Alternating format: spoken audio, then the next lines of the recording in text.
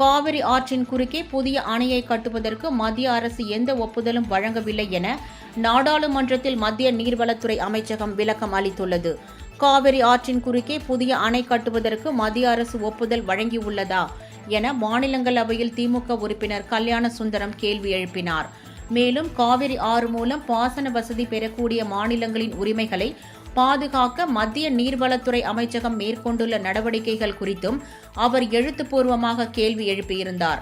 இதற்கு பதிலளித்துள்ள மத்திய நீர்வளத்துறை இணை அமைச்சர் ராஜ்பூஷன் சௌத்ரி, காவிரி பாசன மாநிலங்களின் உரிமைகளை பாதுகாக்க அமைக்கப்பட்ட மேலாண்மை ஆணையம் காவிரி நீர் சேமிப்பு, நீர் பகிர்வு, ஒழுங்குமுறை மற்றும் கட்டுப்பாடு உள்ளிட்ட பணிகளை மேற்கொள்வதாக தெரிவித்தார்.